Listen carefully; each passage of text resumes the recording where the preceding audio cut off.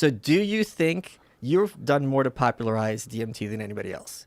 Do you think that these elves are real? I don't know if real's the right word. The question is, we look at consciousness and we look at like an intelligent entity as being in a physical carbon-based form that's in front of you that you can shake hands with or give a hug to. Right.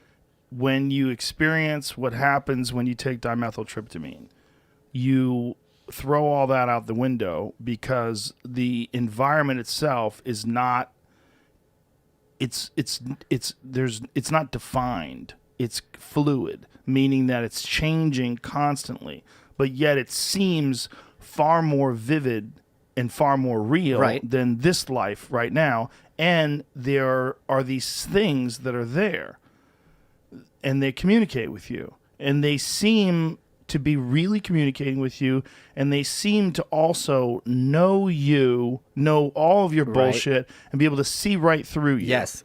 But they don't seem to be you. They seem to be something else. Right. That's all we know. Right, but I'm asking you what you think. But that's what I think. That's all we know. You can't, like, you could say that's a well of souls. That's what happens when you die. That's the afterlife. That's a parallel dimension. These are aliens. That's how they can communicate with us. They're non-physical life forms that exist in these realms of light. We don't know. It's just, you're just guessing, right? Well, I've been talking to people, and I've been told the theory that we are 3D beings, but they're 4D beings. So that we're 3D projections of 4D beings. So when you're breaking the veil, you are perceiving the 4D space. Maybe. But that's all you could ever say. It's really just a maybe. You know, when people say, I know what that is, I am communicating with the afterlife, or I know what that is, these are the real aliens. This is what happens when you're sleeping and people have these alien abduction experiences. What they really are having is an endogenous DMT dump, because your brain does produce DMT. Right.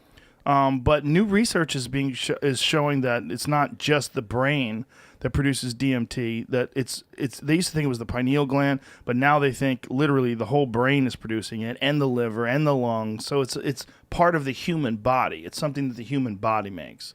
They've been able to isolate it in specific organs, but they think this really bizarre, super potent psychedelic compound is everywhere, and they also think it's responsible for dreaming. They think there's an amount of it that comes out while you're sleeping, while you're in heavy REM sleep.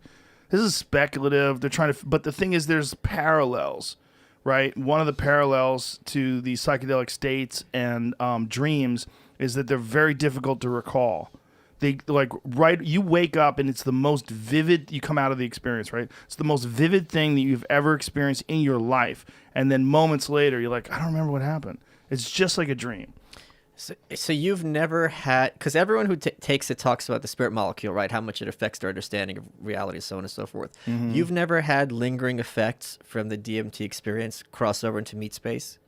You mean like tripping for no reason? Or just seeing, the way I've been told is that, like, if you're on a highway, right, and there's all these billboards, you don't notice what those billboards are, right? Mm-hmm. But let's suppose you're on a highway in another country and you don't understand what those billboards are if you want to, because they're another language. After you take it, you are able to see those signs and perceive them and read them. So that things in real life that you would previously been oblivious to, you now pick up on connections that you previously couldn't. Well, I guess you could say that anytime you have a paradigm shifting moment in your life where you could have this from a near-death experience or the loss of a loved one, where you're forced to reevaluate everything and look at things through fresh eyes, that anything like that is going to force you, anything that's just so titanically bizarre and ultimately incredibly different than your average day on this earth, this thing that changes you.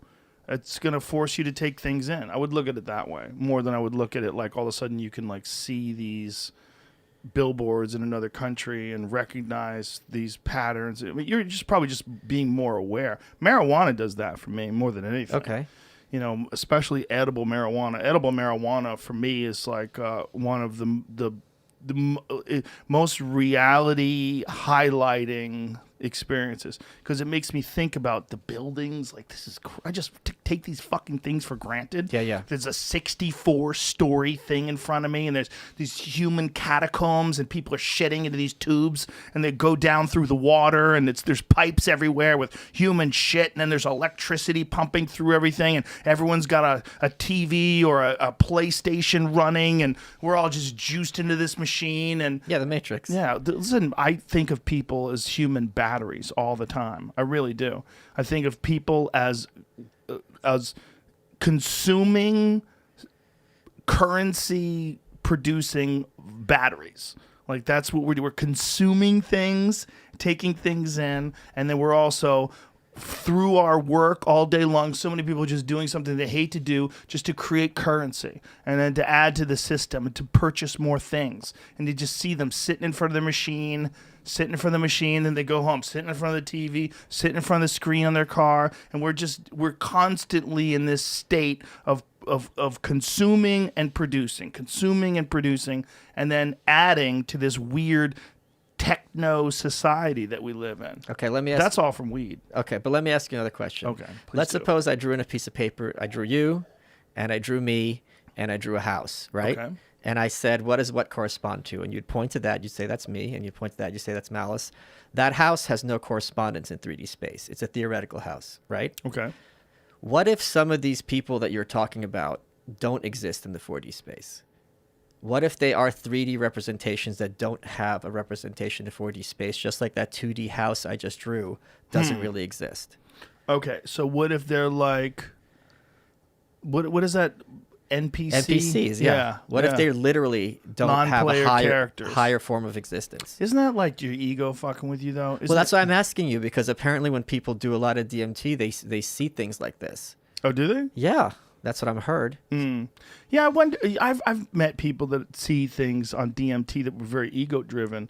Like I knew a guy who had a crazy DMT trip, and he felt like he had a team that was working for him in this other dimension, and they were all about him, and they're helping him, and they're all together with him, and that, like, you know, his life, he has destiny in his life, and he has to fulfill his destiny, and they're working to fulfill his. I'm like, this is like some weird ego-driven idea of what's happening in this space.